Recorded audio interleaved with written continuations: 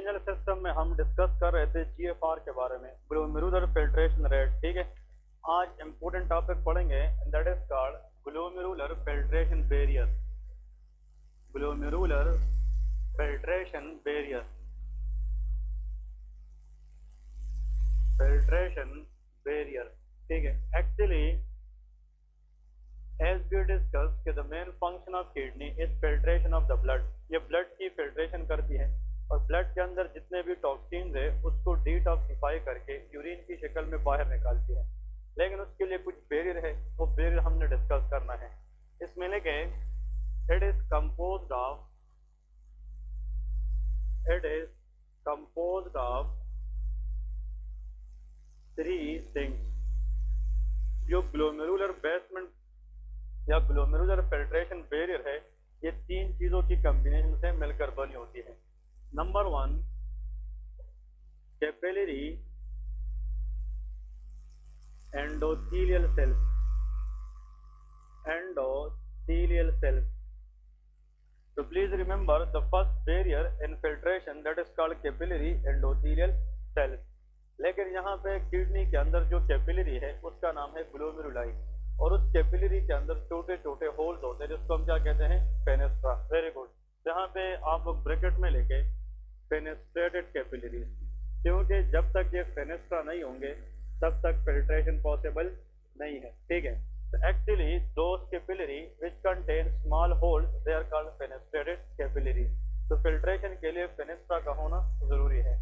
Number two, इसके अंदर लेके कि जहाँ पे कैपिलरीज होते हैं उसके नीचे कनेक्टिव टिश्यूज होती है, और जो कनेक्टिव टिश्यूज होती है उससे एक मेम्ब्रेन बनता है जिसको हम बेसमेंट मेम्ब्रेन कहते हैं।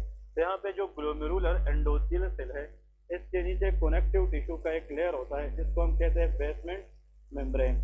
तो नेक्स्ट देखिए, बेसमेंट मेम्ब्रेन लेयर। और बेसमेंट मेम्ब्रेन ये कनेक्टिव टिश्यूज होती है और ये प्रोटीन से मिलकर बनी होती है। A type of connective tissue which is made up of protein present under the endothelial cell is called basement membrane। और बेसमेंट मेम्ब्रेन के अंदर कोलेजन टाइप 4 होता है, एग्जाम में आता है। इसमें जो प्रोटीन होता है उसका नाम कोलेजन टाइप 4 है। ठीक है, अब इस बेसमेंट मेम्ब्रेन के ऊपर याद रखें नेगेटिव चार्ज होता है। कौन सा चार्ज? Negative charge. तो basement membrane is negatively charge. इस वजह से मेजॉरिटी जो नेगेटिव चार्ज मॉलिक्यूल है वो इजीली फिल्टर नहीं होते। अब कुछ नेगेटिव चार्जेस फिल्टर हो सकती है लेकिन इसकी मैकेनिज्म अलग है।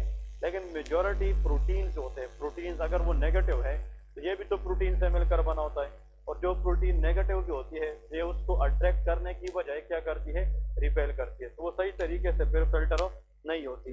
और आखिर में last but not the least लेके दैट इज पोडोसाइट। एक को हम कहते हैं podocyte, food processes of epithelial cells.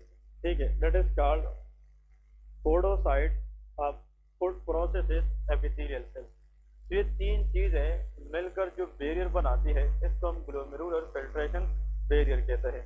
अब यहाँ पे जो हमने एमसीक्यूज इससे लेने हैं, एमसीक्यूज ड्रा करने हैं, वो ऐसा है। देखें फॉर एग्जांपल यहाँ पे this is a type of for example endothelial cells. ये कप शेप स्ट्रक्चर है ग्लोमेरुलाई। इसके अंदर जो इनसाइड पे हमारे पास जो सेल्स होते हैं they are called endothelial cells. They are called endo, ये कैपिलरीज है, और ये जो कैपिलरीज है दीज आर कॉल्ड ग्लोमेरुलाई। अब जो बोमेन कैप्सूल में ये कैपिलरीज पड़े हैं, इसमें जो इंटरनल लाइनिंग सेल्स है उसका नाम क्या है, एंडोथेलियल सेल्स। लेकिन ये एंडोथेलियल सेल टाइटली पैक नहीं है, क्योंकि इन एंडोथेलियल सेल के दरमियान में से क्या होती है, हाँ जी, होल्स होती है जिसको हम फेनेस्ट्रा कहते हैं। क्या कहते हैं, फेनेस्ट्रा। तो these are called fenestrated capillaries. ठीक है, ये सारे के सारे हर दो एंडोथेलियल सेल के दरमियान इस तरह कैपिलरीज होती है, तो they are called fenestrated capillaries. Clear है? अब यहाँ पे याद रखना है ये जो फेनेस्ट्रेटेड कैपिलरीज है एंडोथेलियल सेल्स की, फेनेस्ट्रेटेड कैपिलरी, इसमें जो होल्स है या फेनेस्ट्रा है that is around about 70 to 100 nanometre size. मतलब यहाँ पे जो ग्लोमेरुलाई के अंदर जो होल है या फेनेस्ट्रा है, इसकी जो डायमीटर है वो 70 से लेके 100 नैनोमीटर होता है। इसका मतलब ये है यहाँ से अगर किसी चीज में फिल्टर करना है तो उसका साइज इस 70 से कम होना चाहिए। अगर वो 100 नैनोमीटर से ज्यादा है, इसका मतलब वो यहाँ से फिल्टर नहीं हो सकेगा। क्लियर है? देखिए एक मिसाल मैं आप लोग को देता हूँ। अगर हमारे पास 1 मीटर का मॉलिक्यूल है, 1 मीटर, ठीक है, तो या आप लोग लेके 1 मीटर में कितने मिलीलीटर होते हैं? हाँ जी, 1000। इसको हम 1000 से अगर डिवाइड करें तो एम में कन्वर्ट हो जाएगा। किस चीज में? एम। अगर हम मिलीमीटर या मिलीमीटर इसमें कन्वर्ट करें 1000 बाई माइक्रोमीटर, फिर क्या होता है? माइक्रोमीटर। अगर इसको माइक्रोमीटर को 1000 पे फर्दर डिवाइड किया जाए तो उससे नैनोमीटर निकलता है। इसका मतलब यह है कि आप इमेजिन करें कि कितना सा छोटा मॉलिक्यूल होगा जो यहाँ से फिल्टर हो सकेगा। क्लियर है कि नहीं? तो ये वाला चीज आप लोग बिल्कुल याद ना रखें। द मोस्ट इंपोर्टेंट इज कि जो कैपिलरीज ग्लोमेरुलाई के अंदर होती है, फेनेस्ट्रेट कैपिलरी, उसमें जो होल है they are in the diameter in between 70 to 100 nanometre. तो a substance less than this that will be filter from here. ठीक है, अब यहाँ पे जो एंडोथियल सेल है, इसके नीचे एक कनेक्टिव टिश्यू का एक लेयर होता है। देखिए, this is a connective tissue layer. ये कनेक्टिव टिश्यू का एक लेयर होता है जिसपे ये एंडोथियल सेल पड़े होते हैं, and this connective tissue is known as basement membrane. ये हमारे पास क्या है? Basement membrane. तो इसको अगर आप लोग नाम दे दें तो that is called basement membrane. और ये सबको पता होना चाहिए कि जो बेसमेंट मेम्ब्रेन है ये कौन से कोलेजन से बना है? कोलेजन टाइप 4 से बना है। और ये जो बेसमेंट मेम्ब्रेन है ये मुख्तलिफ जगहों पे इस तरह हमारे पास क्या होता है? That is negatively charge. तो यहाँ पे देखें, जो फेनेस्ट्रेटेड कैपिलरी है इसमें अगर यहाँ पे हम आरबीसी को ले लें या डब्ल्यूबीसी को ले लें, इन सबका साइज इस नैनोमीटर से कई गुना ज्यादा है। बस समझ रहे कि नहीं? तो RBC and WBC are way far from this size, तो कैन दे फिल्टर? नो। इसका मतलब ये जो फेनेस्ट्रेटेड कैपिलरी है that is called cell barrier. ये क्या है? Cell barrier. ये सेल को अलो नहीं करता कि वो नीचे आए, क्योंकि सेल जो है इसके साइज से क्या होते हैं? बड़े होते हैं। लेकिन अगर कोई चीज जो है इसके साइज से छोटा हो भी जाए और वो नीचे आ जाए, लेकिन उस पर चार्ज क्या हो? नेगेटिव, तो फिर इसको दोबारा क्या करेगा? रिपेल करेगा। यहाँ पे लिखे चार्ज बैरियर। इसको क्या कहते हैं? Charge barrier. जो बेसमेंट मेम्ब्रेन है ये चार्ज बैरियर होता है, लेकिन जो एंडोथेलियल सेल है they are called cell barrier. इसको क्या कहते हैं? Cell barrier. अब इसके नीचे, इस बेसमेंट मेम्ब्रेन के नीचे यहाँ पे इस तरह के एपिथेलियल सेल्स होते हैं, लेकिन वो एपिथेलियल सेल के इस तरह एक्सटेंशन निकली होती है। क्या निकली होती है? Extension. These extensions are called foot processes. इसको क्या कहते हैं? Foot processes. ठीक है, these are called foot processes. और इन फूड प्रोसेस ऐसे सेल, एपिथेलियल सेल जिसकी फूड प्रोसेसिंग हो, जिसकी इस तरह आउटग्रोथ निकली हो, इसको पोडोसाइट कहते हैं। क्या कहते हैं? Podocyte. Podo mean food processes, podo mean food, site mean cell. So those epithelial cells having food processes they are called podocytes. यहाँ पे इस पोडोसाइट के अंदर हमारे पास छोटे छोटे स्लिट्स होते हैं, इसमें भी पोर्स होते हैं, स्लिट्स होते हैं, और स्लिट्स के जरिए अगर कोई चीज यहाँ से आ जाए तो फिर इस पोडोसाइट के जरिए वो नीचे जाती है। क्लियर है? अब इधर देखें, ये हमारे पास कौन से सेल है? Epithelial cell. लेकिन वो एपिथेलियल सेल ये फ्लैट है कि इसके फूड प्रोसेसिंग है। फूड प्रोसेसिंग इसको हम पोडोसाइट कहते हैं। क्या कहते हैं? पोडोसाइट। बात समझ गए कि नहीं? और कहते हैं कि इस पोडोसाइट वाले सेल के ऊपर भी हमारे पास कौन से चार्जेस होते हैं? नेगेटिव चार्ज होते हैं। They are also called charge barrier. तो देखिए, सबसे पहले सेल के लिए जरूरी है तो उस फेनेस्ट्रा की डायमीटर के मुताबिक हो। तो इसका मतलब दो substances will be filter whose diameter is less than 70 nanometer. Another very important point to remember, those substances will be filtered easily whose charge is opposite to the basement membrane and food processing. ठीक है? तो दो criteria है जिसमें हम substances को क्या कर सकेंगे? फिल्टर कर सकेंगे। एक उसका डायमीटर छोटा होना चाहिए और एक इस पे चार्ज अपोजिट होना चाहिए। अगर ये दो बातें ना हो तो फिर यहाँ से सब्सटेंस फिल्टर नहीं हो सकेगी। अब इधर देखिए, इसके साथ इसको हम कहते हैं विज़ुअल एपिथेलियल सेल। ये अंदर की तरफ है कि बाहर है? अंदर की तरफ। इसका नाम क्या है? Visceral epithelial cell having foot processes which is known as podocyte. अगर इसके साथ मैं इस तरह एक सेल ड्रा करूं, प्लीज इधर देखें। फॉर एग्जांपल, इसके साथ अगर मैं यहाँ पे इस तरह सेल लगाऊं तो ये हमारे पास इसके इनसाइड पे है कि आउटसाइड पे है? आउटसाइड। इसको हम क्या कहेंगे? शाबाश। इस आउटसाइड सेल को हम एक नाम देते हैं, it is called parietal epithelial cells. इसका नाम क्या है? पैराइटल। इधर फोकस करें, these cells are called visceral epithelium। visceral epithelium इसलिए है कि वो इसकी तरफ अंदर है, ये इससे बाहर है कि अंदर वाली साइड पे? बाहर। तो इसका नाम क्या है? शाबाश, parietal is the word used for outer and these are which cell? Epithelial. इसका नाम क्या है?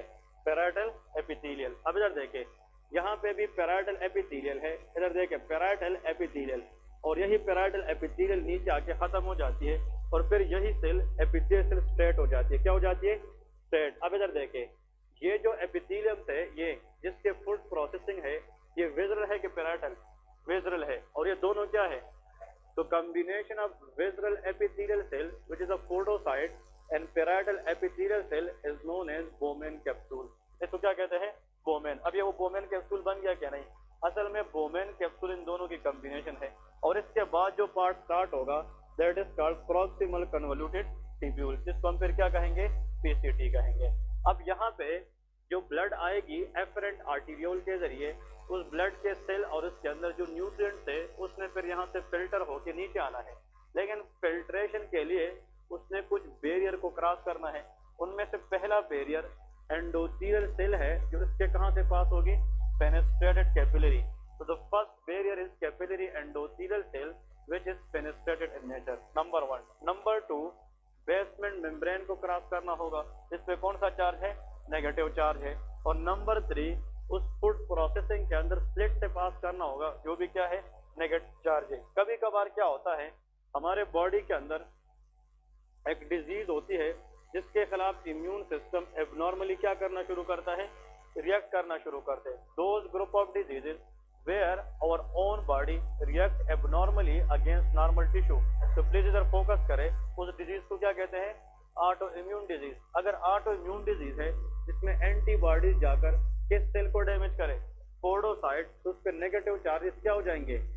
खत्म हो जाएंगे। तो फिर अगर कोई मॉलिक्यूल और उस पर नेगेटिव चार्जेस न कि पोडोसाइट पे खत्म होते हैं, लेकिन कहाँ पे भी खत्म हो जाते हैं? Basement membrane. तो फिर जो एल्ब्यूमिन प्रोटीन है उसका साइज तो कम है इस स्लिट से, तो उसका मतलब, लेकिन इसका मसला क्या था? कि वो नेगेटिव चार्ज था। अब नॉर्मली एल्ब्यूमिन लीक और not leak? Very good, not leak in the urine because it is negative charge and negative repel each other, ये हमने डिस्कस किया था। लेकिन अगर ऐसा ऑटो इम्यून डिजीज जिसमें ये नेगेटिविटी ऑफ द बैरियर खत्म हो जाए, तो फिर एल्ब्यूमिन को नीचे जाना आसान होगा कि नहीं? तो फिर वो इजीली पास होगा।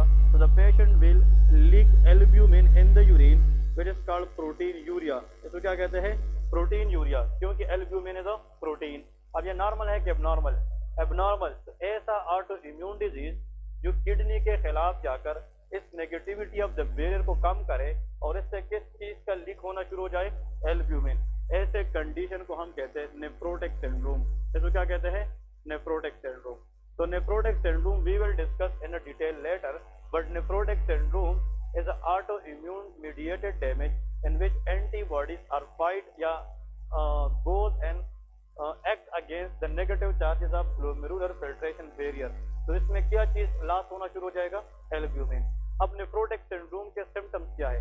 अगर किसी को ये बात समझ आ गई तो फिर किताब पढ़ने की जरूरत नहीं है, उसको ऑटोमेटिकली क्लिनिकल फीचर भी समझ आ जाएगी कि नेफ्रोटिक सिंड्रोम के अंदर प्रोटीन का जो लॉस है वो यूरिन में बढ़ जाता है। The condition is called proteinuria. तो what will happen to protein in the blood? Increase और डिक्रीज? अगर प्रोटीन यूरिन में जा रहे है तो उसका लेवल ब्लड में क्या हो जाएगा? कम। और यहाँ पे प्रोटीन से मुराद कौन सा प्रोटीन है? एल्ब्यूमिन। तो अगर एल्ब्यूमिन यूरिन में जा रहे तो ब्लड में उसका लेवल कम हो जाएगा, तो हाइपो एल्बुमिनीमिया। क्या हो जाएगा? हाइपो एल्बुमिनीमिया। और एल्ब्यूमिन का काम अनकोटिक प्रेशर मेंटेन करना है। अगर अनकोटिक प्रेशर वीक हो जाए तो फिर एडीमा हो जाएगा। क्या हो जाएगा? एडीमा हो जाएगा। तो proteinuria, hypoalbuminaemia and oedema is known as nephrotic syndrome. इसको क्या कहते हैं? Nephrotic syndrome. लेकिन ये मैं आगे आप लोगों को डिस्कस करूंगा, डिटेल से पढ़ेंगे। लेकिन ये एमसीक्यूज आता है कि why nephrotic syndrome patient develop proteinuria. The reason is because in this condition there is loss of negative charge in glomeruli, then albumin will easily leak in the urine. Clear है? तो ऐसे condition को हम क्या कहते हैं? That is known as nephrotic syndrome. समझ गए कि नहीं? अब ये बहुत इंपॉर्टेंट है। इसके बाद हम डिस्कस करेंगे चेंजेस इन ग्लोमेरुलर डायनामिक्स, हम वो डिस्कस करेंगे, ये भी इंपॉर्टेंट है। ये समझ गए कि नहीं?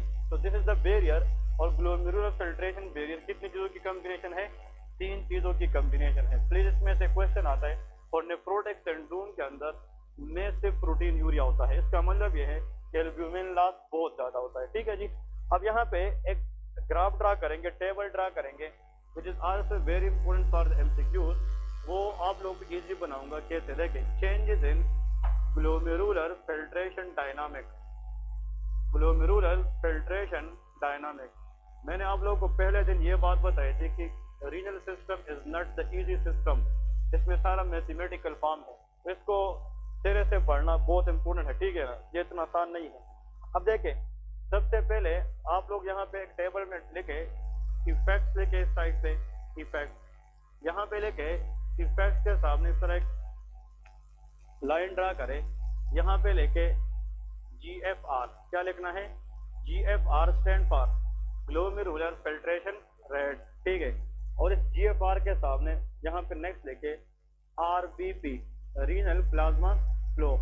ठीक है ना, इसको कहते हैं रीनल प्लाज्मा फ्लो, या इसको हम रीनल ब्लड फ्लो भी कहते हैं। मतलब इस टेबल का मतलब कि कितना ब्लड आएगा किडनी को और उसमें कितना सब्सटेंसेस फिल्टर होगी। क्लियर है? तो GFR is glomerular filtration rate and RPF mean renal plasma flow. जितना ब्लड किडनी को मिलेगी उसको हम रीनल प्लाज्मा फ्लो कहते हैं। अब इस टेबल को समझना हाई यील्ड है, बहुत इंपॉर्टेंट है, लेकिन इसके लिए आप लोगों ने सामने एक छोटी सी डायग्राम ड्रा करनी है। This cup shape structure is called Bowman capsule. ये क्या है? Bowman capsule. और इसके बाद प्रोक्सिमल कन्वोल्यूटेड टिब्यूल है, फिर इज कॉल्ड PCT। प्लीज याद रखें, इस कप शेप स्ट्रक्चर के अंदर इसको हम बोमेन कैप्सूल भी कहते हैं। क्या कहते हैं? Bowman capsule. इसमें जो छोटी छोटी कैपिलरीज है इसको हम ग्लोमेरुलाई कहते हैं, दैट इज कॉल्ड ग्लोमेरुलाई। और इसको जो ब्लड लाने वाली वेसल है that is called efferent arteriole. इसका नाम क्या है? Efferent arteriole. और यहाँ से ब्लड ले जाने वाली वेसल क्या है? That is efferent arteriole. इसका नाम क्या है? Efferent arteriole. ये बहुत इंपॉर्टेंट है। अब एग्जामिनर आपको ये बताएगा कि अगर फॉर एग्जांपल किडनी में हम इस एफेरेंट आर्टीरियोल को कंस्ट्रक्ट करें, क्या करें? कंस्ट्रक्ट। अब प्लीज देखें, एफेरेंट आर्टीरियोल को अगर हम अंदर से इस तरह बनाएं तो इसका जो डायमीटर है वो बढ़ गया कि कम हुआ है? कम हुआ है। तो इफेक्ट में लेके एफेरेंट आर्टीरियोलर कंस्ट्रक्शन अगर हो जाए, एफेरेंट आर्टीरियोलर कंस्ट्रक्शन, तो प्लीज इस तरह एक केस दिया जाता है एग्जाम के अंदर और इसके ऊपर आप लोगों को GFR या रीनल प्लाज्मा फ्लो ये पूछा जाता है। तो बहुत आसान है। एफेरेंट आर्टीरियोल अगर कंस्ट्रक्ट हो जाए तो जहन क्या कहता है कि ब्लड सप्लाई ग्लोमेरुलाई को ज्यादा होगी कि कम? कम होगी। तो renal plasma flow will be decreases, वो डिक्रीज हो जाएगी। अगर यहाँ पे ब्लड की फ्लो कम है तो फिल्ट्रेशन क्या होगी? कम के ज्यादा? हाँ, सबका यही आंसर है क्या डिफरेंट भी है? आप लोग सोए हुए हैं, ठीक है ना। इधर फोकस करें, कुछ समझ सीखने की कोशिश करें। अगर ब्लड जो है यहाँ पे एफेरेंट आर्टीरियोल अंदर से बंद है, मतलब अंदर से कॉन्ट्रैक्ट है, तो यहाँ पे ब्लड का आना ज्यादा होगा कि कम? तो यहाँ पे ब्लड कम आएगा तो renal plasma flow will be decrease. अगर ब्लड कम आएगी तो उसमें फिल्ट्रेशन भी क्या होगी? कम होगी। तो GFR भी डिक्रीज हो जाती है। बात समझ गए कि नहीं? तो एक्चुअली बात ये समझाने वाला हूँ कि दो substances which construct afferent arteriole it will lead to decrease GFR। वो GFR को क्या करेगी? कम करेगी। and that is bad for the kidney। क्योंकि किडनी की हेल्दी स्टेटस मालूम करना हम इनडायरेक्टली किसको मेजर करते हैं? GFR को मेजर करते। अगर GFR ठीक है it mean the kidney is working well. अगर GFR कम है तो फिर किडनी अपना काम सही नहीं करेगी। अगर फिल्ट्रेशन नहीं हो रही है तो फिर टॉक्सिन बॉडी से नहीं निकलेगी, तो टॉक्सिन का लेवल बॉडी में क्या होगी? ज्यादा, जिसमें से हम फिर सीरम क्रिएटिनिन मालूम करते हैं और इससे पता चलता है कि यार किडनी काम कर रही है कि नहीं कर रही है। अब यहाँ पे इसके नीचे आप लोगों ने लिखना है नंबर 1 NSAID यूज। जो एफेरेंट आर्टीरियोल है उसकी कंस्ट्रक्शन किसके साथ एसोसिएट होता है? NSAID use. अगर हम NSAID ज्यादा यूज करेंगे तो लॉन्ग रन में वो एफेरेंट आर्टीरियोल को क्या करेगी? कंस्ट्रक्ट करेगी। अगर वो कंस्ट्रक्ट होगी तो GFR कम हो जाएगा। तो NSAID इज गुड और bad for the kidney? Bad for the kidney. ये बहुत इंपॉर्टेंट है, यहाँ पे याद रखें। इस एफेरेंट आर्टीरियोल को हमने all the time for good filtration क्या रखना है? डायलेट रखना है। और इसकी जो डायलेशन है वो प्रोस्टाग्लैंडिन करता है। क्या करता है? प्रोस्टाग्लैंडिन। ये भी एग्जाम में आता है which mediator can keep afferent arteriole dilate? Answer है प्रोस्टाग्लैंडिन। लेकिन जो NSAID है non steroidal anti inflammatory drug, जो NSAID है ये पेन किलर है, ये दर्द को तो कम करता है लेकिन ये किस चीज को इनहिबिट करता है? प्रोस्टाग्लैंडिन। इस प्रोस्टाग्लैंडिन का काम इस आर्टीरियोल को क्या रखना है? डायलेट। अगर आप किसी को NSAID देंगे और इस पे हम किस चीज की लेवल को कम करें? प्रोस्टाग्लैंडिन, तो एफरेंट आर्टीरियोल क्या हो जाएंगे? कंस्ट्रक्ट हो जाएंगे, which leads to decreased GFR। इसलिए long term NSAID use is not good for the kidney function. ठीक है, number 1 point. Number 2, efferent arteriole constriction is also seen in renal artery stenosis. हो सकती है कि नहीं? अगर रीनल आर्टरी क्या है? स्टेनोसिस है। अगर blood supply to the kidney कम है और इसका वजह यह है कि रीनल आर्टरी जो है वो ब्लॉक है, तो अगर रीनल आर्टरी में ब्लड कम आ रही है तो एफरेंट आर्टीरियोल को भी क्या मिलेगी? कम मिलेगी, क्योंकि ये जो एफरेंट आर्टीरियोल है ये रीनल आर्टरी से निकली है। कहां से? Renal artery. तो अगर renal artery mother artery block है तो इसको ब्लड ज्यादा मिलेगी कि कम? कम मिलेगी। जब इसको कम मिलेगी तो GFR भी कम हो जाएगी। क्लियर है कि नहीं? तो रीनल आर्टरी स्टेनोसिस, NSAID, ये सारी वो कंडीशन है जिसमें रीनल प्लाज्मा फ्लो भी कम होती है और इससे GFR भी कम हो जाता है। ठीक है जी। अब नेक्स्ट है, अगर हम एफरेंट आर्टीरियोल की बजाय कंस्ट्रक्ट करें किस चीज को? इफेरेंट आर्टीरियोल को। किस चीज को? इफेरेंट आर्टीरियोलो कंस्ट्रक्शन करें। इफेरेंट आर्टीरियोलो कंस्ट्रक्शन करें। अब प्लीज याद रखें कि इफेरेंट आर्टीरियोलो कंस्ट्रक्शन इसको हम करते हैं जब क्या चीज? डिक्रीज। इसको हम कंस्ट्रक्ट करते हैं। हाँ जी, तो नोमान बताएगा क्या होगा। अब इस डायग्राम पे सोचना, किसी और ने नहीं बताया, जिसको मौका दूंगा वो बताएगा। इफेरेंट आर्टीरियोल को अगर हम कंस्ट्रक्ट करें तो उसका GFR पे क्या असर होगा? रीनल प्लाज्मा फ्लो पे क्या असर होगा? मैं ये कह रहा हूँ कि अब एफरेंट आर्टीरियोल का मसला नहीं है, ये ठीक है, लेकिन कंस्ट्रक्शन किस में हुई है? इफेरेंट आर्टीरियोल में। ठीक है ना? तो इसका सबसे पहले GFR पे क्या असर होगा? न्यूट्रल होगा, इंक्रीज होगा या डिक्रीज होगा? हाँ, डिक्रीज होगा। हाँ हाँ, नॉर्मल होगा, ज्यादा होगा। हाँ, डिक्रीज होगा। हाँ, नो आइडिया। हाँ, नॉर्मल होगा, नो आइडिया। हाँ भाई, no idea. Decrease, decrease, normal होगा। हाँ, डिक्रीज, इंक्रीज, इंक्रीज, हाँ, डिक्रीज, हाँ, नॉर्मल, इंक्रीज, इंक्रीज, हाँ जी, डिक्रीज। ओके, इंक्रीज वाले 4-5 लोग हैं। अब देखते हैं कैसे। अब देखिए, ये यहाँ थोड़ा सा सोचने वाली बात है। अगर हम इस आर्टीरियोल को क्या करें? कंस्ट्रक्ट करें। अब देखिए, इस ग्लोमेरुलाई को ब्लड लाना इसका काम है, एफरेंट आर्टीरियोल। इससे ब्लड निकालना इफेरेंट आर्टीरियोल का काम है। बात समझ रहे क्या रही? अब ब्लड तो आ रही है नॉर्मल, ब्लड क्या रही है? नॉर्मल। अब चीजें फिल्टर भी नॉर्मल हो रही है इनिशियली, लेकिन जब ब्लड यहाँ पे फिल्टर होगी तो उसको निकलना भी चाहिए, लेकिन वो यहाँ से निकल नहीं सकता क्योंकि जो बाहर जाने वाला रास्ता है वो बंद है। तो एफरेंट आर्टीरियोल नैरो है, तो ज्यादा वॉल्यूम बाहर निकलेगी या ग्लोमेरुलाई में रहेगी? ग्लोमेरुलाई में रहेगी। और जहाँ पे वॉल्यूम ज्यादा होगी तो वहाँ पे प्रेशर ज्यादा होगी, तो GFR ज्यादा इंक्रीज होता है। क्लियर है क्या नहीं? तो दिस इज वेरी इंपॉर्टेंट कि efferent arteriole constriction increases GFR, ये बहुत इंपॉर्टेंट है। तो देखे, afferent arteriole constriction decreases GFR but efferent arteriole constriction is decreases GFR। समझ गए क्या नहीं? ये बहुत इंपॉर्टेंट सेंटेंस है। अब नेक्स्ट पॉइंट देखे। अब जब GFR बढ़ेगा, इधर देखे, यहाँ पे वॉल्यूम क्या है? ज्यादा है। जब ये ज्यादा होगा तो इसको पता चलेगा कि यार ये ब्लड आगे नहीं जा सकती, तो यहाँ पे मजीद ब्लड सप्लाई जो है ना वो थोड़ी बहुत क्या हो जाएगी? वो कम हो जाएगी, क्योंकि आगे आ रही है, जा नहीं रही। तो इसने काउंटर मैकेनिज्म के जरिए अपनी ब्लड सप्लाई कुछ देर के लिए क्या करना है? काम। तो रीनल प्लाज्मा फ्लो डिक्रीज हो जाता है। बात समझ गए क्या नहीं? अब एग्जाम में क्वेश्चन कैसे आएगा? हम कहते हैं कि यार देखिए, सोच ये कहता है कि अगर ब्लड फ्लो जो है किडनी को कम है तो डेफिनेटली फिल्ट्रेशन भी कम है, वो तो बात समझ आती है। कुछ लोग कहते हैं कि रीनल प्लाज्मा फ्लो कम है फिर भी फिल्ट्रेशन ज्यादा है, ये बात समझ नहीं आती। लेकिन ये तब होता है जब कंस्ट्रक्शन किस लेवल पे होती है? इफेरेंट आर्टीरियोल पे होती है। तो एफरेंट आर्टीरियोल या इफेरेंट आर्टीरियोल की जो कंस्ट्रक्शन है उसका इफेक्ट जीएफआर पे डिफरेंट होता है। क्लियर है कि नहीं? तो जनाब ये इंपॉर्टेंट है। अब नेक्स्ट है अगर इंक्रीज प्लाज्मा इसमें लेके इसका मोस्ट कॉमन काज एंजियोटेंसिन 2 है। क्या है? एंजियोटेंसिन 2। ये इंपॉर्टेंट आता है। Angiotensin 2 is a stronger vasoconstrictor of efferent arteriole. ये किस पे काम करता है? Efferent arteriole. बात समझ गए क्या नहीं? अब प्लीज याद रखें, अगर एंजियोटेंसिन 2 नॉर्मली बॉडी में एक्ट करे that is good for the body, GFR को क्या करता है? ज्यादा। लेकिन अगर एंजियोटेंसिन 2 एबनॉर्मली रिएक्ट करना शुरू करे, जो कंडीशन होता है जिसमें एबनॉर्मली रिएक्ट करना शुरू करता है दैट इज कॉल्ड डायबिटीज। किसके अंदर? डायबिटीज, हाइपरटेंशन के अंदर।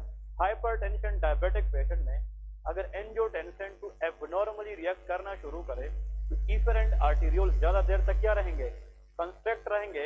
यहाँ पे प्रेशर वक्त के साथ साथ बढ़ता जाएगा और ये ज्यादा वॉल्यूम स्मॉलर कैपिलरी को टारगेट करके यहाँ पे ग्लोमेरुलर डैमेज करेगा कि नहीं? इसका मतलब angiotensin 2 in short term is good but in the long term is bad because it increase the pressure and that excess pressure will lead to damage in the glomeruli। अब इसके वजह से diabetic nephropathy होगी। क्या होगी? Diabetic nephropathy या hypertensive nephropathy. हम फिर ऐसा ड्रग देंगे उन लोगों में जिसमें हम इफेरेंट आर्टेरियोल को क्या रखें?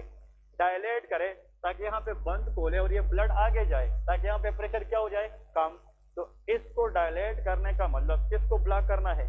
इसलिए ACE inhibitor is the drug of choice for diabetic nephropathy। इसका मतलब इसलिए होता है कि जो एंजियोटेंसिन 1 है ये किस में कन्वर्ट होता है?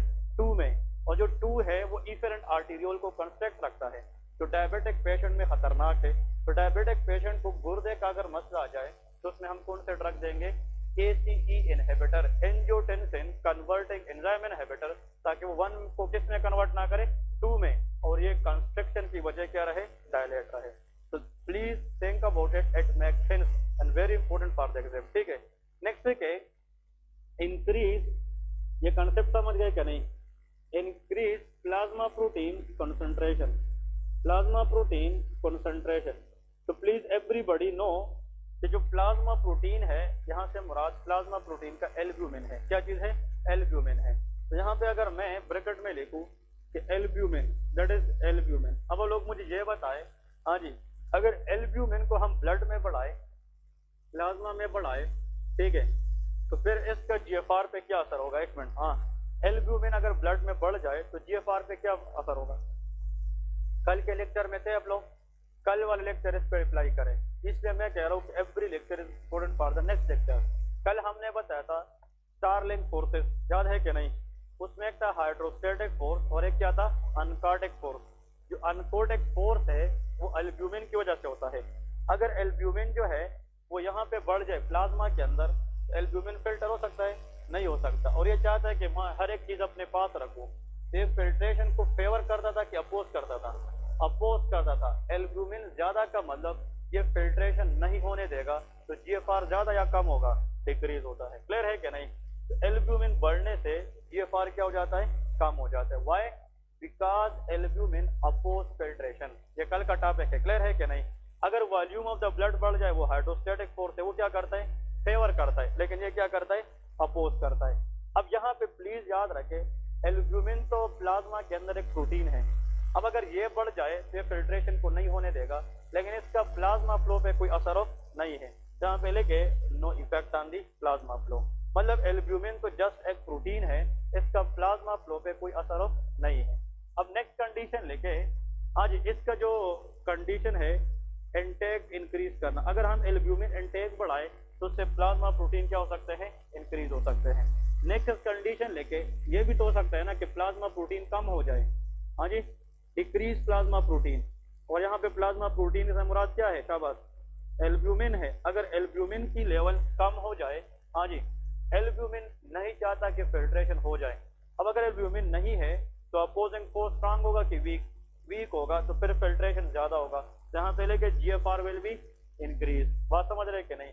मैं आप लोगों को अगर एक मिसाल दे दूं तो ये गलत नहीं होगा। देखिए, एल्ब्यूमिन जो प्रोटीन है, ये जो फोर्स लगाता है उसका नाम है अनकोटिक फोर्स या अनकोटिक प्रेशर। ये तो सबको पता है। This albumin regarding GFR is inversely proportional. इस तरह है कि नहीं? अगर एल्ब्यूमिन ज्यादा है तो जीएफआर कम होगा, अगर एल्ब्यूमिन कम है तो जीएफआर ज्यादा होगा। एल्ब्यूमिन और जीएफआर का जो एसोसिएशन है आपस में वो अपोजिट है। क्या है? अपोजिट है। तो डायरेक्टली प्रोपोर्शनल है कि इनवर्सली? इनवर्सली प्रोपोर्शनल है। अगर एक ज्यादा होगा तो दूसरा कम होगा। अब अगर यहाँ पे प्लाज्मा प्रोटीन कम है, एल्ब्यूमिन कम है, तो जीएफआर क्या होगा? ज्यादा। लेकिन इसके रीनल प्लाज्मा फ्लो पे कोई असर नहीं होता। ठीक है जी, ये इंपोर्टेंट याद रखना है। Last but not the least is ureteric stone. क्या होता है? Ureteric stone. इसका मतलब यह है अगर ऐसा कंडीशन है जिसमें यूरेटर के अंदर क्या है? स्टोन है, या यहाँ पे लेके मतलब स्पास्टिक यूरेटर, एक कंडीशन होता है जिसका नाम क्या है? Spastic ureter. इसका मतलब यह है ureter is a tube which carry urine from the kidney up to the bladder and that tube is made up of muscle। और मसल की कॉन्ट्रैक्शन को हम स्पास्टिसिटी कहते हैं। अब चाहे यूरेटर में स्टोन फंस जाए या वो स्पास्टिसिटी का शिकार हो जाए, दोनों में यूरेटर कंस्ट्रक्ट हो जाता है। क्या हो जाता है? कंस्ट्रक्ट। तो these two condition can cause constriction of ureter। इसका मतलब इन दोनों का इनडायरेक्टली मतलब किस चीज की कंस्ट्रक्शन है? कबर। कंस्ट्रक्शन ऑफ यूरेटर, ये यूरेटर की कंस्ट्रक्शन को हम कहते हैं। अब इसको समझने की कोशिश करते हैं। प्लीज देखें, इसका मतलब ये है अगर for example this is kidney, ये फॉर एग्जांपल नेफ्रॉन है, ठीक है। नेफ्रॉन कल हमने इस तरह डायग्रामेटिकली पढ़ा था, जैसे PCT send ascending limb and of thick ascending limb, फिर DCT collecting ducts and collecting tubule. और ये नेफ्रॉन जो है जिस तरह किडनी के अंदर पड़ा होता है, किसके अंदर? किडनी के बाद क्या स्टार्ट होता है? This is ureter. ये क्या है? यूरेटर। क्योंकि दोनों गुर्दों से इस तरह ट्यूब जाते हैं और वो ब्लैडर में जाकर क्या करते हैं? यूरिन को एक्सपल करते हैं और स्टोर करते हैं। देखिए, इस यूरेटर में अगर स्टोन फंस गया है, यूरेटर के अंदर अगर स्टोन है, तो फिर ये जो यूरिन है वो आगे नहीं जा सकेगी। तो यूरिन आगे की बजाय बैकवर्ड जाएगी कि नहीं? और किस पे प्रेशर लगाएगी? Kidney.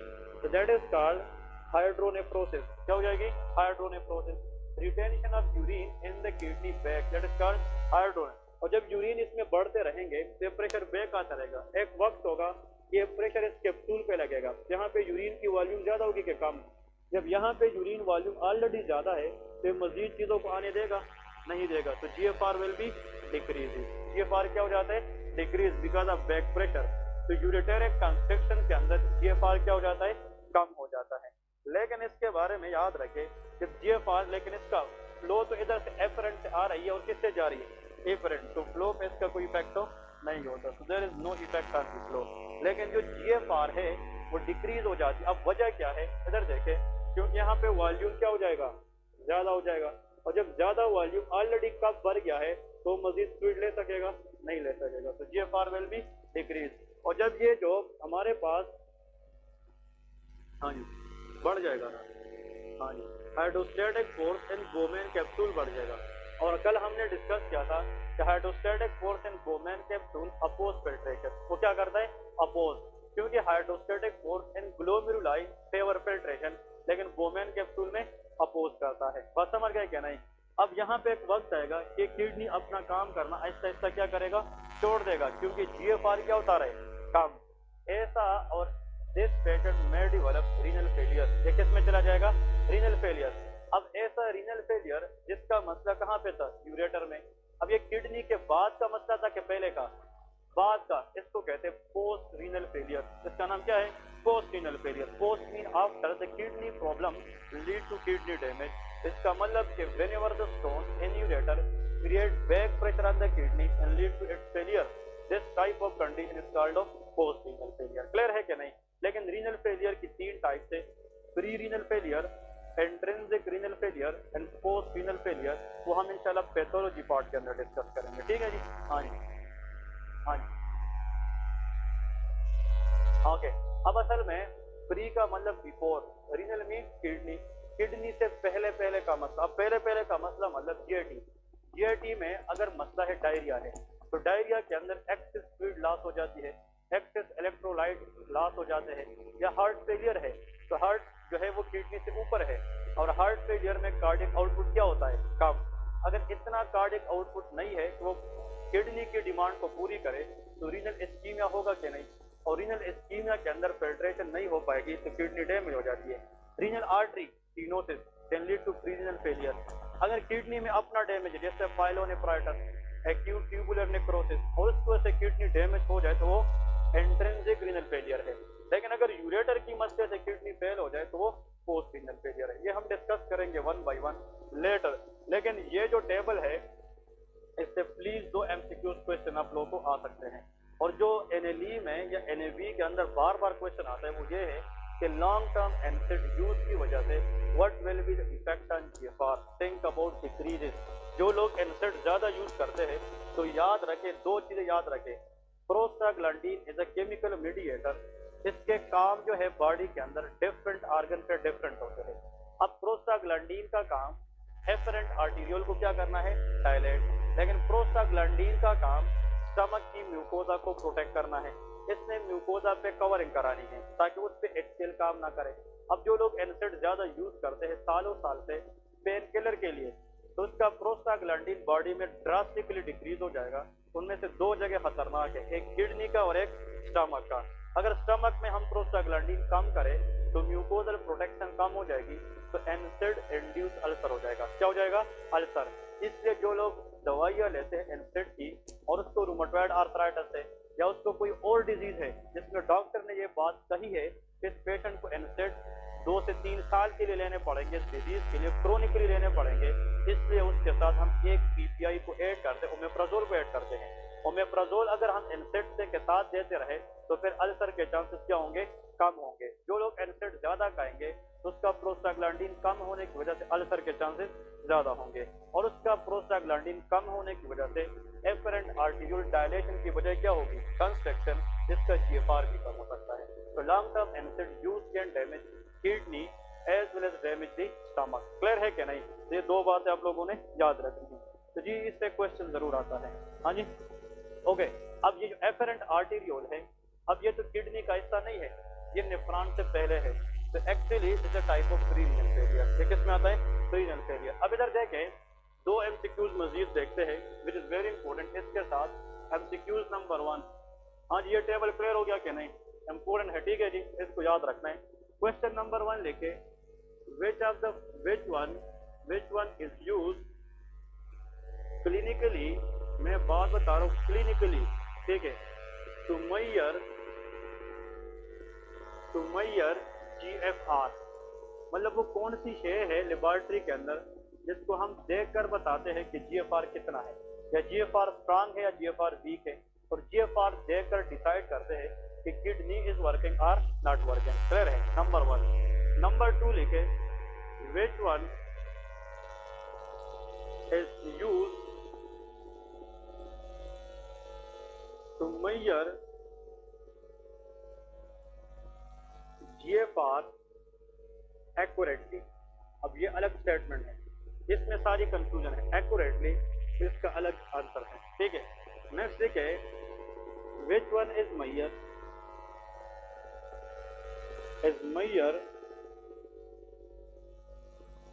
to check renal plasma flow। इसको रीनल प्लाज्मा फ्लो RPF, ठीक है। ये मुझसे लिख के ले, लेकिन तीनों में से एक क्वेश्चन हर जगह मेडिकल एग्जाम में होता है as far as licence exam is concern, चाहे CPS में भी जाए उनमें से एक क्वेश्चन होता है, और मैंने खुद फेस किए है, ठीक है ना। NAV एग्जाम, NLE, FCPS सारे, और 1 लाइनर होते हैं कि वो कौन सा टेस्ट है जिससे हम GFR देखें, या वो कौन सा टेस्ट है जिससे हम रीनल प्लाज्मा फ्लो देखें। तो बहुत आसान है। अब देखें इसके लिए, इसको हल करने के लिए ये डायग्राम इम्पोर्टेंट है। यहाँ पे एक मिनी डायग्राम ड्रा करें। बोमेन कैप्सूल, ये बोमेन कैप्सूल है। इसके बाद प्रोक्सिमल कन्वोल्यूटेड टिब्यूल, इसको PCT कहते हैं।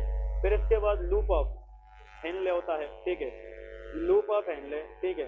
फिर DCT, डिस्टल कन्वोल्यूटेड टिब्यूल। अब प्लीज याद रखें कि यहाँ पे एफरेंट आर्टीरियोल है, दैट इज कॉल्ड ऑफ। मैंने आप लोगों को क्या बताया था, जो बंदा डेली का लेक्चर ले उसकी चीजें बार बार रिपीट होती है। हम हर लेक्चर में इसको बार बार ड्रा करते हैं। अब यहाँ पे जो आर्टरी निकलेगी वो क्या है, इफरेंट आर्टीरियोल है। और इफरेंट आर्टीरियल यहाँ पे इस तरह आते हैं नीचे, और यहाँ पे कैपिलरीज होती है, पेरिट्यूबुलर कैपिलरी। यहाँ पे क्या है, पेरिट्यूबुलर कैपिलरी, जो कल के लेक्चर में हम डिस्कस करेंगे। क्लियर है कि नहीं? अब देखें और यहाँ पे एफरेंट और इफरेंट आर्टियोल के दरमियान क्या है, ग्लोमेरुलाई। क्या चीज है, glomeruli, that is called glomeruli. ठीक है जी। अब याद रखें हमारी बॉडी की उसूल ये है, इंसान जब अपनी बॉडी पे सोचे तो उसको पता चलता है कि यार अल्लाह ने हर एक चीज में एक ट्रैक रखा है।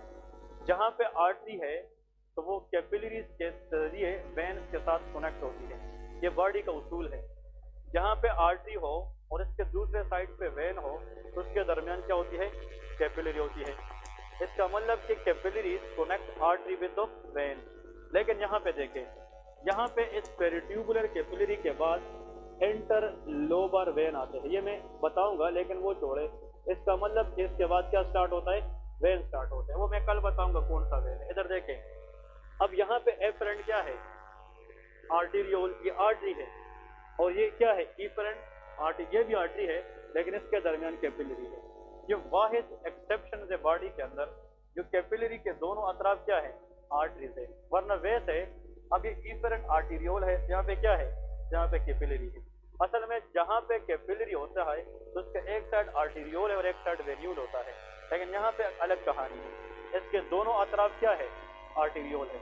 अब आर्टीरियोल के अंदर प्रेशर ज्यादा होता है या वेन्यूल के अंदर, आर्टीरियोल, क्योंकि इसका ट्यूनिका मीडियल लेयर थिक होता है। अब मैं कहता हूँ अगर मैं यहाँ पे ये मार्कर है, अब ये मार्कर ए पकड़ है, फॉर एग्जाम्पल ये मार्कर है, इसी तरह पकड़ते हैं, ठीक है, ये मार्कर है, यहाँ पे भी आर्टीरियोल है और यहाँ पे भी आर्टीरियोल है। अब ये भी हाई प्रेशर लगा रही है, ये भी लगा रहे, तो दोनों तरफ प्रेशर क्या है, ज्यादा है, तो इस कैपिलरी के ऊपर प्रेशर क्या लगेगा, और जहाँ पे प्रेशर ज्यादा होगा वहां पे फिल्ट्रेशन के चांसेस ज्यादा होंगे। अगर कोई ये पूछे कि ग्लोमेरुलाई स्पेशलाइज्ड कैपिलरी क्यों है जिसमें फिल्ट्रेशन हो सकती है, क्योंकि इस दोनों अतराफ पे प्रेशर ज्यादा लगता है, क्योंकि इसके दोनों अतराफ क्या है, आर्टीरियोल है। बात समझ गए क्या नहीं, therefore glomeruli specialised capillary for filtration. ठीक है जी। अब इधर देखें, इस चीज को ध्यान में रखते हुए इधर देखें, अगर फॉर एग्जांपल प्लीज ये बात सुन ले, हाँ ये बहुत इंपॉर्टेंट है, अगर मैं ये सब्सटेंस ए दे दूं पेशेंट को, सब्सटेंस ए कोई भी चीज है, ये मैं दे दूं और ये ब्लड के जरिए किस आर्टीरियोल में जाए, एफरेंट, और एफरेंट आर्टीरियोल के बाद किस कैपिलरी में जाए, ग्लोमेरुलाई, और ये जो सब्सटेंस ए है मैं कितना परसेंट दिया है, 100, और ये 100/100% किसको मिले, ग्लोमेरुलाई, और 100/100% ये ए सब्सटेंस ग्लोमेरुलाई से क्या हो जाए, शाबाश, फिल्टर हो जाए। क्या हो जाए, फिल्टर हो जाए। प्लीज इंपोर्टेंट सिक्यूज आने वाला है, ये फिल्टर हो जाए और 100/100% ये इस किडनी के जरिए बाहर किस चीज का हिस्सा बन जाए, यूरिन का हिस्सा बन जाए। किसका हिस्सा बन जाए, यूरिन। तो हम कहेंगे कि अगर मैंने 100% कोई चीज दी और वो 100% फिल्टर होकर किस में चला जाए, यूरिन, तो वो चीज मुझे GFR बता सकता है कि फिल्ट्रेशन कितनी है। बात समझ गए कि नहीं, this will tell us GFR, glomerular filtration rate. नहीं समझे, हाँ समझ गए कि नहीं। मैं एक और बात बताने लगूं, मैंने एक बंदे को चले जी 5 ml इंजेक्शन लगाई है। अब उस 5 ml इंजेक्शन में जो सब्सटेंस मैंने दी है, होना चाहिए कि वो बंदा जब यूरिन पास करे तो उसमें मैं वो सब्सटेंस अगर चेक करूँ तो भी कितना होना चाहिए, 5 ml। अगर वो 2 ml आ गया, 3 नहीं आया, इसका मतलब ये है या तो वो सब्सटेंस पूरा फिल्टर नहीं हुआ है, बात समझ रहे कि नहीं, या अगर वो पूरा फिल्टर हुआ तो PCT से वापस रीब्जॉर्ब हुआ है। क्या हुआ है, रीब्जॉर्ब। लेकिन फिल्ट्रेशन के लिए हमारा टारगेट ये है कि भाई वो चीज फिल्टर होना चाहिए लेकिन रीब्जॉर्ब नहीं होना चाहिए। बात समझ गए कि नहीं। तो इसका मतलब ये है कि वो कौन सी चीज है जो पूरा का पूरा फिल्टर भी होता है जब किडनी हेल्दी हो, और वो पूरा का पूरा उतना ही किसमें चला जाता है, यूरिन में, और वो हम क्लिनिकली मेजर करते हैं। क्लिनिकली आज आप लैब पे जाए तो लैब वाले को बताए कि GFR क्लिनिकली कैसे मेजर करते, तो कहते हैं क्रिएटिनिन लेवल चेक करते। क्या चेक करते, क्रिएटिनिन। तो creatinine level clinically major which function of the kidney, GFR। यहाँ पे आप लोगों ने लिखना है क्रिएटिनिन, जिसके गुर्दे खराब होते हैं उसका क्रिएटिनिन लेवल बढ़ जाता है। क्या हो जाता है, बढ़ जाता है। एक्चुअली ये है creatinine should be measured in the urine because it is 100% filtered by the kidney। अगर किडनी काम कर रही है, अगर किडनी ने काम करना छोड़ दिया है तो फिर क्रिएटिनिन जो है वो फिल्टर नहीं होगा, तो वो ब्लड में ज्यादा होगा और उसका लेवल ज्यादा होगा। Increase serum creatinine is a sign for renal failure, kidney damage है। बात समझ गए क्या नहीं। अब इधर प्लीज सुन ले, वेरी इंपॉर्टेंट। अब इधर देखे, वेरी इंपॉर्टेंट। अगर हम 100%, अब ये जो क्रिएटिनिन है ये कहाँ से आता है, प्लीज याद रखे, मसल से आता है। कहाँ से आता है, मसल। हमारी बॉडी जो मसल प्रोड्यूस करती है, क्रिएटिनिन प्रोटीन प्रोड्यूस करती है, तो मसल की मेटाबॉलिज्म से क्रिएटिनिन प्रोड्यूस होता है और वो जाकर किडनी में फिर यूरिन के शक्ल में अपेयर होता है। अगर किसी नॉर्मली, आप याद रखें, it should be less than 1.2, किससे कम आना चाहिए, 1.2। अगर 1.2 से ये बढ़ जाए इसका मतलब किडनी उसको निकालने में फेल हो गई है। बात समझ गए। क्रिएटिनिन यूरिन में जाने का मतलब कि सीरम में उसका लेवल किससे कम होना चाहिए, लेस देन 1। अगर इससे बढ़ जाए इसका मतलब इफेक्टिवली क्रिएटिनिन किडनी बाहर नहीं निकाल सकती, तो रीनल फंक्शन डैमेज है। बात समझ गए क्या नहीं। लेकिन अब ये जो क्रिएटिनिन है ये अगर 100% मसल दे दे, प्लीज सुन ले, 100% अगर ये मसल दे दे तो याद रखे ये यूरिन में 99%, 99.9% जाएगी। कितना, 99.9%। तो कितना परसेंट नहीं जाएगी, 0.01, इस तरह कुछ मिला विच इज नेग्लिजिबल, ना होने के बराबर। लेकिन थियोरेटिकली 100/100 ये नहीं जाती, 99.9%, फिर भी इनफ फॉर डायग्नोसिस, क्लियर है।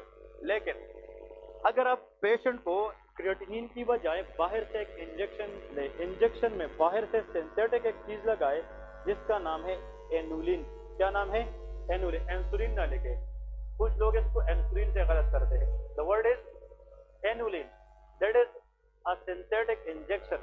अगर आप 100 ml फॉर एग्जांपल इसका इंजेक्शन लगाए तो 99.9 नहीं, 100% ये क्या होता है, फिल्टर होता है।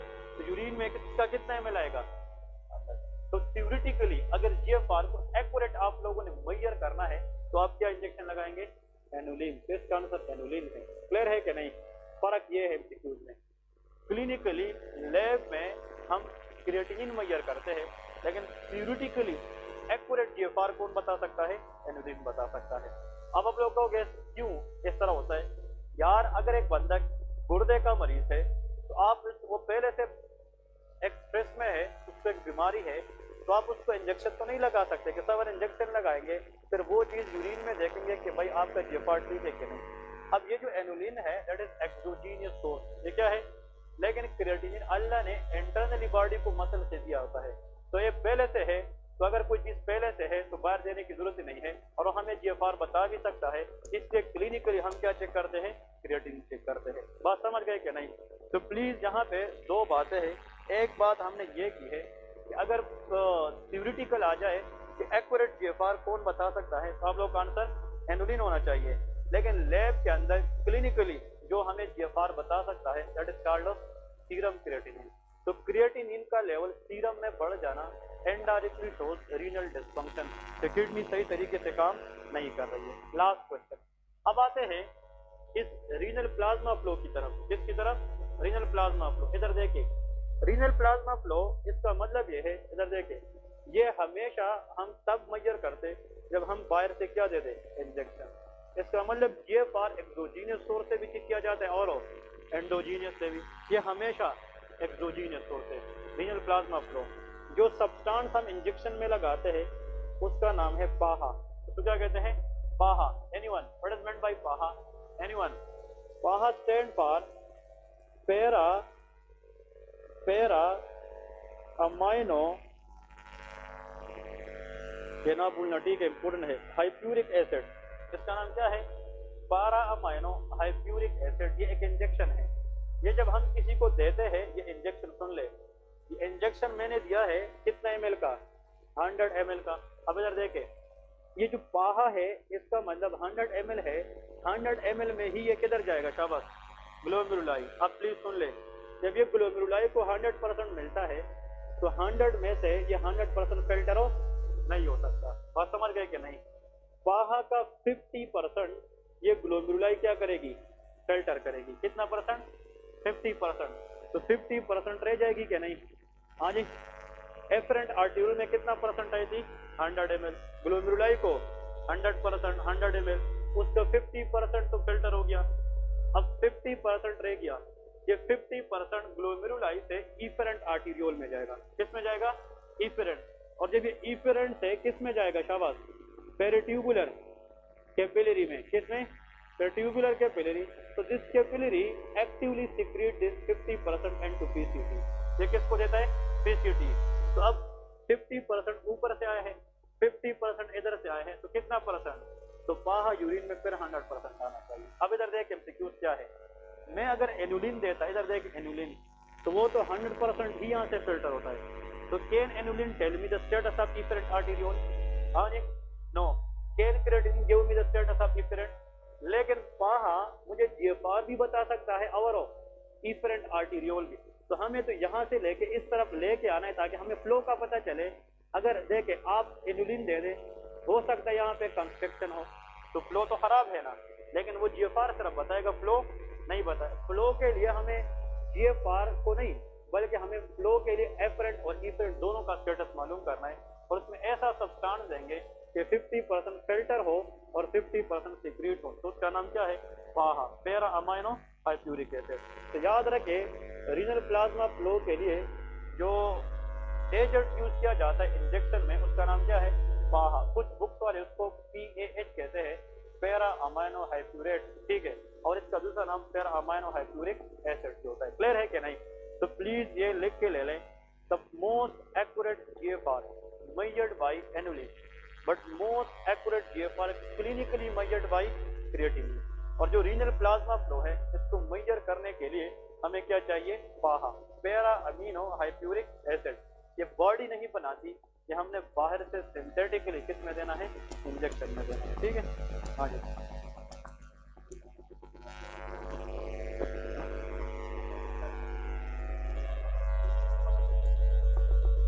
इधर से। ओके, गुड क्वेश्चन ही है। यहाँ पे जो पेरिट्यूबुलर कैपिलरी है, इस तरह ये पेनिट्रेटेड नहीं होती, इसके दरमियान स्पेस तो होती है, लेकिन जो एल्ब्यूमिन है वो जब ऊपर से आती है तो वो फ्लो ज्यादा की वजह से आगे निकल जाता है, तो उसके लिए जो सिक्रीशन का टाइम है वो कम मिल जाता है। तो इसका मतलब यहाँ से तो ब्लड के साथ आ रहे हैं ना, यहाँ पे तो रहने के लिए टाइम मिलता है, लेकिन यहाँ पे इस कैपिलरी में ब्लड की फ्लो की वजह से एल्ब्यूमिन को यहाँ पे स्टे करने का टाइम कम मिलता है, तो यहाँ से वो सिक्रीट नहीं हो सकता, तो वो फिर ब्लड के जरिए आगे जाएगा।